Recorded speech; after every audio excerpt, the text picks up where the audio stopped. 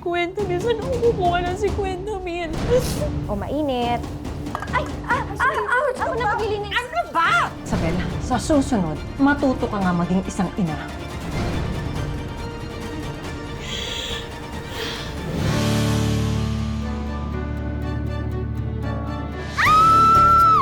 I love Italy!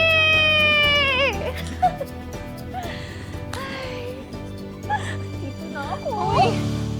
Ay, nagawa kong trabaho na tayo. Ano Sorry ka to? naman. Ikaw talaga. Ano naman? Akin na nga to. Tandaan mo, Isabel, dito sa Italy, kapag magaling ka sa trabaho, rerespetuhin ka ng mga amo, kaya sipagan mo lang at huwag kang papalya. Oo naman, Ate Elena. At isa pa, huwag na huwag kang magpapautang sa mga kapwa mo Pinoy kung ayaw mong mawalan. Kasi dito, kapag pera na usapan, madalas nasisira ang samahan. Nako, malas na lang ang mangutang sa akin kasi ni 5 duling wala silang makukuha. Malaki nga ang utang na loob ko sa pinsan kong si Ate Vivian kasi sa kanya ako kumuha ng pang-agency. Eh, ano bang balak mo? Pangarap ko magbukas ng bigasan at mapag-aral ang anak ko. Pero, syempre, kailangan bayaran ko muna yung utang ko. Number 1 yan. May anak ka na? Oo! Hope ang pangalan ng anak ko. Alam mo, iyak nga ako ng iyak nung iwan ko siya eh. At ituloy itong bimpo niya, naku, nadala ko na. Iwas homesick ba? Etong necklace ko, kita mo? May picture niya to. Tingin niya. Ang cute. Tinunan namin to bago ako umalis. Sakitin nga lang. Ewan ko ba, parang gusto niyang laging nasa katawan ko. Para bang never ko siyang isinilang. Dala-dala ko pa rin siya sa puso ko. Eh, ang tatay, nasa naman na pera? Nabalo na ako, te.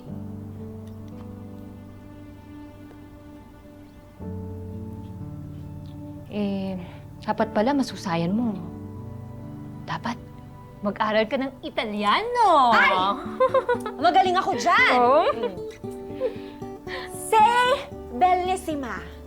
Sei molto bella. Oh, di ba? May baon ako. Napanood ko na yun sa sinahan. Lokal ako rin to, eh, no? Pero, sana nga matupad mo yung mga pangarap mo. Ang mga pangarap natin. Tulong! Bicycle! Wala pa tricycle! Ay, bata! Tulungan niyo kami! Sige, dali, dali! Dala ko sa bata! Tinaapoy sa landas!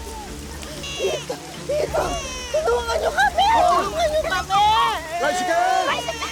Wala pa ba? Dito! Bicycle! Tulungan niyo kasi! Te!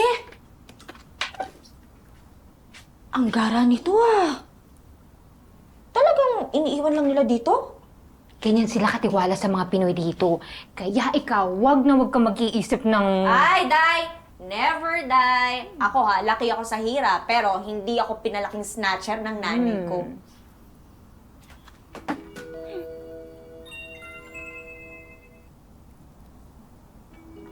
Ayan, napatawag tuloy si nanay. Hello, Nay? Napatawag ko kayo. Uy, mamaya na yan, marami pa tayong trabaho. Anak, sinugod namin sa ospital si Hope. Malaking perang kailangan. Na dengue raw eh. Baka may naitabi ka dyan kahit konti. Kailangan na.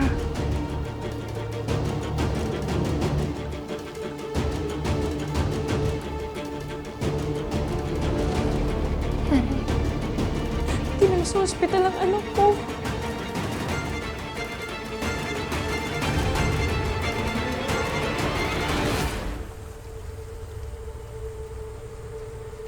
Cora, Ay, Tessa. kamusta na si Baby Hope? Pasensya ka na ha. Ito lang ang nalikom naming tulong eh. Diyos ko po. Maraming salamat. Malaki na itutulong nito sa amin. Tessa, 50-50 raw ang lagay ng bata. Kaya sabi sa akin ng doktor, maghanda-handa na raw tayo ng malaking pera dahil yun ang kakailanganin. Oh, si Isabel, natawagan mo na. Ano ang sabi?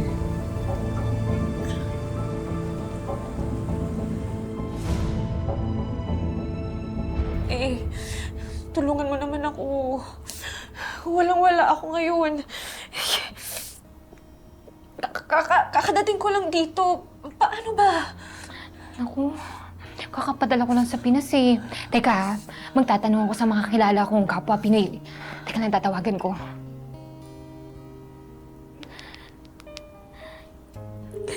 Kailangan na. Hello, Jackie. May alam ka ba mahiraman ng pera? Wala. Naku, kailangan ng kasama ko eh. 50-50. Na dengue. Na dugo ang sikura. 50,000. Kailangan i-ICU 50,000. Saan ako kukuha ng 50,000? Kailangan ko. Ate, saan ako kukuha ng pera?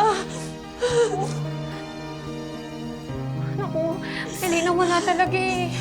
Ngunit ninervous naman ako sa'yo.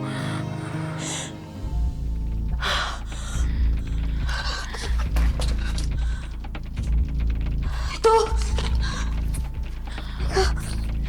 Isabel, anong ginagawa mo? Ate, kailangan ko lang talaga. Babayaran ko naman to eh. Pangako, babayaran ko to. Isabel, antayin muna natin si Ma'am. Ate, kailangan ko na talaga yung makakapaghintay.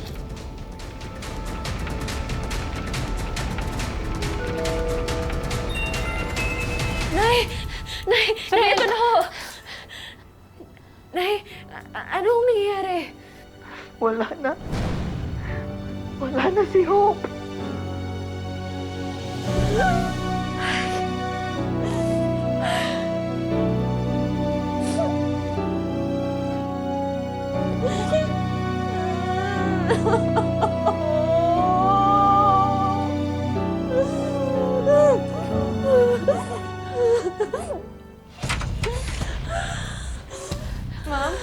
Isabel, why is my jewelry in your pocket? Why did you let her steal my things? Ma'am, I can explain. Si una ladra. Elena, call the police now. Madam, may dispiace. Matawarin niyo po ako, pero kailangan na po talaga ng anak ko. Matawarin niyo po ako, kailangan na po talaga ng anak ko. Matawarin niyo po. Please, madam. Please.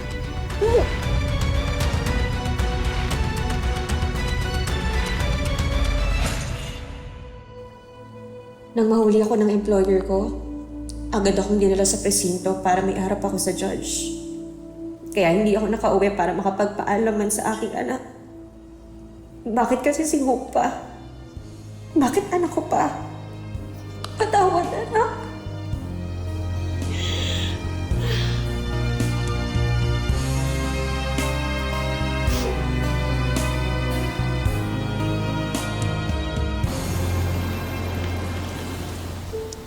Saan na ba si Baby Hope? Ang gandang bata. Buti naman at na-survive mo yung dengue. Fighter ka din, ha?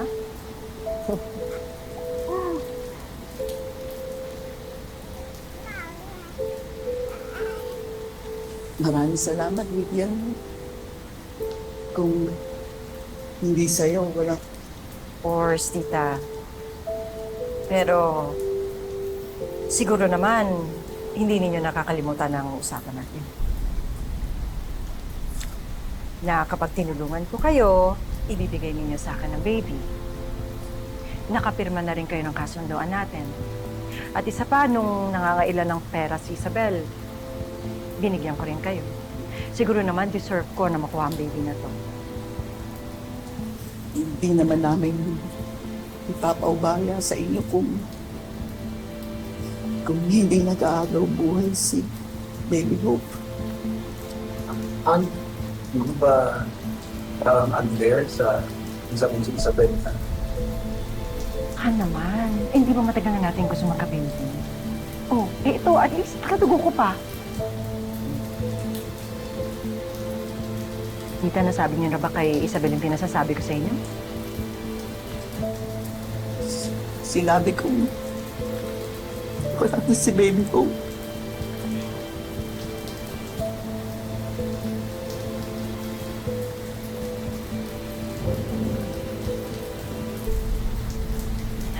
Ang gandang bata, oh. Ang mukha ko, di ba? Tingnan mo! Alam ko na. Simula ngayon, ang pangalan mo ay Hana. Hana. Wala na tayong magagawa. Hayaan na natin, nandiyan na yan. Ginawa lang naman natin ito dahil mas importante na mabuhay ang apo natin. Ngayon, kung sakasakali man, dumating yung araw. Sana mas maintindihan ng anak natin si Isabel. Mas pinili natin mabuhay si Baby Hope. Nawa. Hari Nawa. Hana. Baby Hana. Baby Hana. Ang gandang bata. Hana. Hana, mama. Dada. Dada. Dada. Mama. Mama. Hana. Hana. Complete na yung family natin.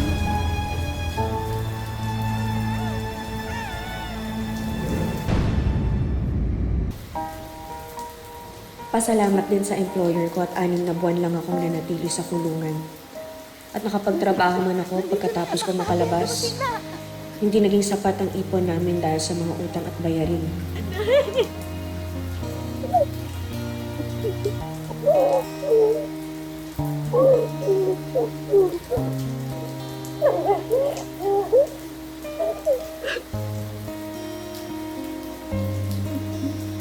Patawarin niyo po ako na hindi ko natupad ang mga pangarap natin. Kami dapat ang humingi ng tawad sa iyo, anak.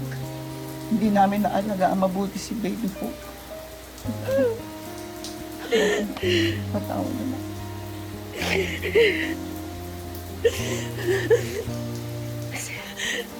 Si tatay. Nasaan mo si tatay? Nandito sa iyo.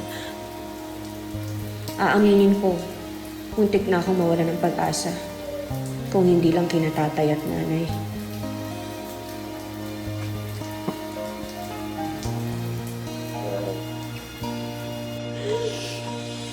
Anak, pasensya na ha. Hindi namin naibalita sa'yo na nagka-stroke tatay mo. Pagkatapos nung mangyari kay Baby Hope kasi naisip namin na huwag ka nang gambalain. Alam namin sobra ng pag-alala.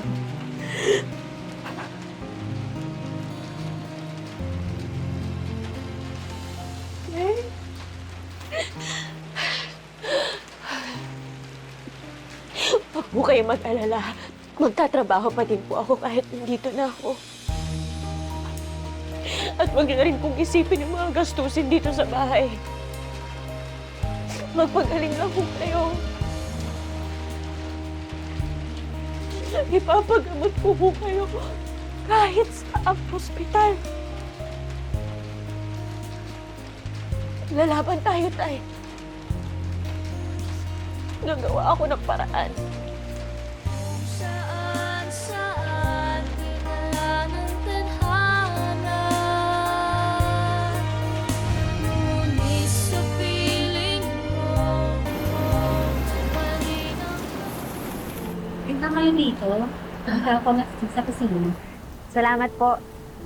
Alam kong sobra-sobra na ang naitulong ng pinsan kong si Ate Vivian. Pero wala na akong choice. Kahit sinabi ni nanay na wag na akong lumapit sa kanila, hindi ko matitiis si tatay. Ate Vivian, pasensya ka na. Nangungulit na naman ako. Isabel, ikaw na ba yan? Maraming salamat sa tulong. Tulong? Anong tulong? Kuya Edgar, Edgar, may sinabi ka pa sa kanya? Di ba naghahanap tayo ng katulong? Eh, nag-message sa akin kung si Isabel. Hindi mo raw siya re-replyan. Salamat, ate. Salamat sa pagtanggap sa akin. Alam niyo naman yung nangyari dun sa anak ko, di ba? Hanggang ngayon nga, naiisip ko pa rin kung...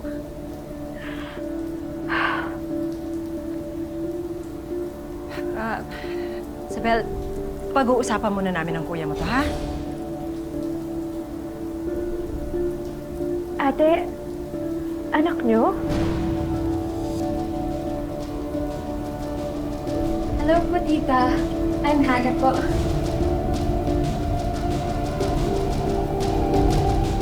Ang ganda mong bata. Manang-mana ka sa mami mo. Ako nga pala si Isabel. Pinsan ako ng mama mo. Ano? Di ba may lessons ka pa? Umakyat ka na sa kwarto mo ngayon. Ngayon na.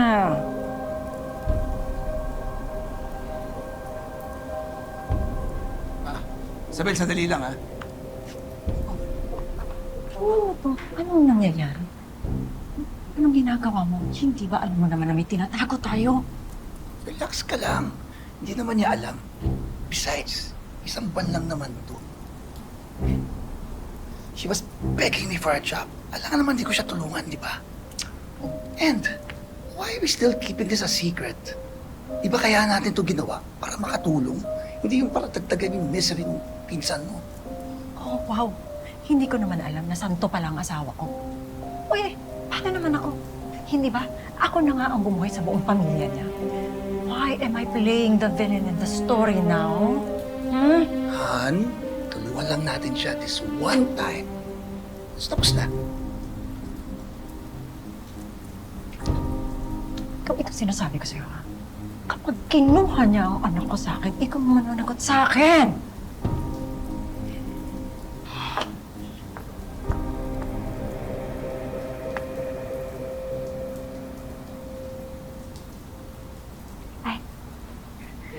Kuya Edgar, salamat ulit ah. Promise, last na to. Okay lang yun, ha? Hindi ka na magsimula, ha?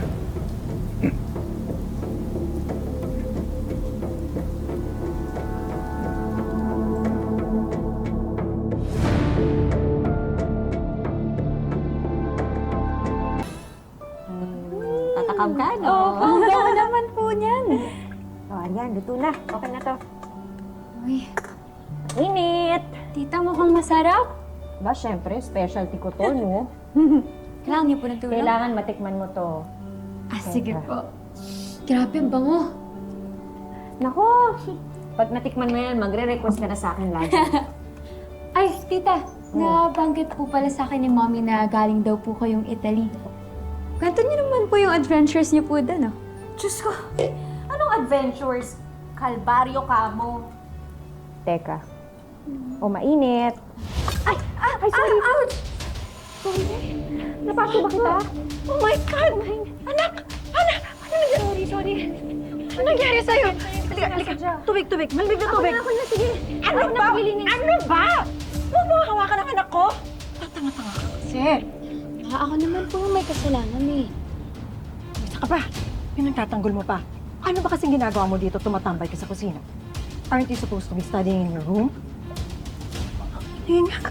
Okay lang po. Sorry. Pwede ba, Isabel, sa susunod, matuto ka nga maging isang ina. Wala ka kasing alam sa bata eh.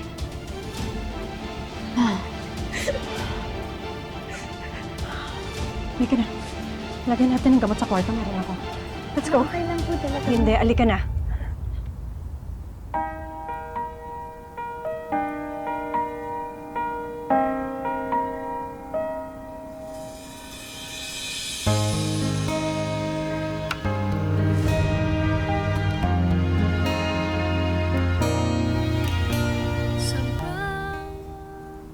Ga?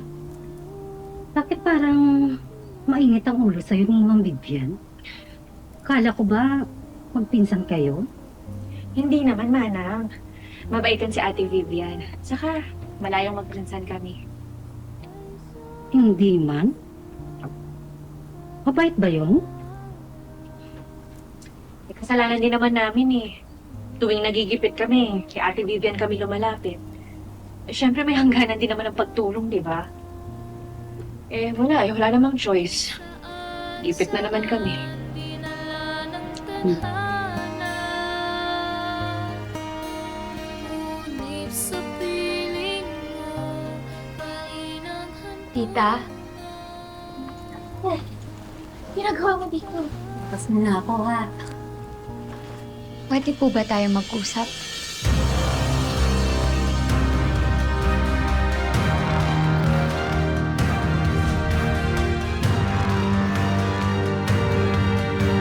Tita?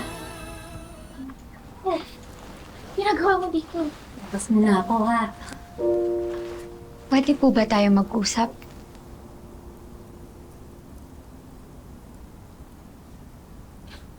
Oo naman. Upo ka. Uy, kamusta na yung paso mo? Nako, Pasensya na. wala naman po yun, tita. Ako nga po dapat yung mag-sorry po sa inyo eh. Kasi po ang mean po sa inyo ni Mommy kanina. Tsaka napagalitan po niya kayo dahil po sa akin. Wala yun. Sanay na ako. Pahag nga. Bait mong bata.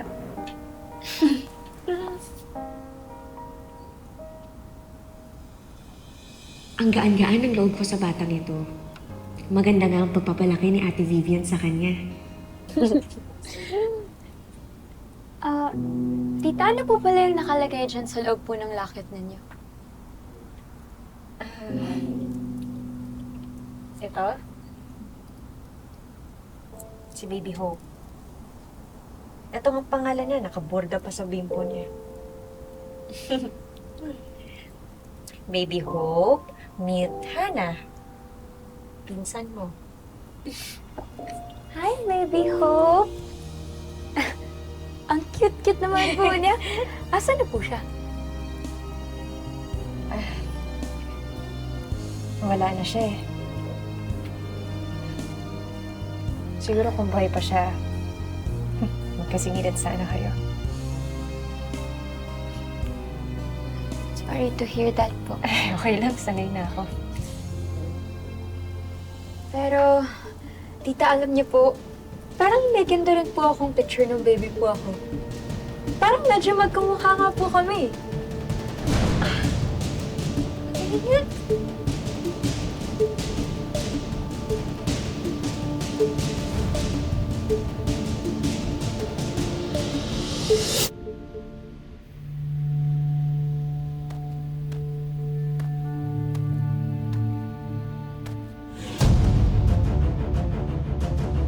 Susie.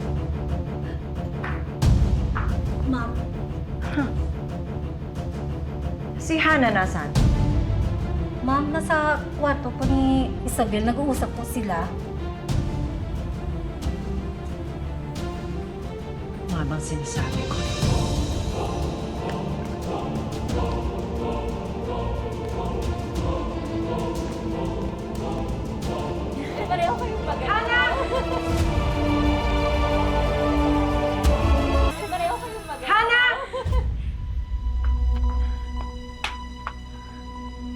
Anong ginagawa mo dito, ha? Gabing-gabi na. Ma, nag-uusap lang naman po kami ni tita eh. Can you not call her tita? Malayong kamag-anak natin yan. She is not family. Ma? Go to your room. I said go to your room now! Fine! I'm going to my room. Oh, kita mo? Natututong sumagot sa akin ang anak ko nang dahil sa'yo, Isabel! Ate Vivian, sorry. Sige na, umakyat ka na sa kwarto mo. Sige na. No, stay. May gusto akong sabihin tungkol kay Isabel. Kailangan mo itong marinig. Nakulong yang si Isabel sa Italy dahil sa pagnanakaw. At halos wala nang gustong kumuha sa kanya because she is not trustworthy. At ngayon, wala na namang ipon, nandito na naman para humingi ng tulong. Sorry. Tita, Sorry, Ate Vivian. tita, totoo po ba? Sorry. Pero, ate ko, ano pa yung utang ng pamilya namin sa inyo? Huwag ka mag-alala, pagtatrabahuhan ko yun. Anong pagtatrabahuan? Ano sinasabi mo? Pagod na ako, sawang-sawa na ako dyan sa drama mo. You are fired! Ma!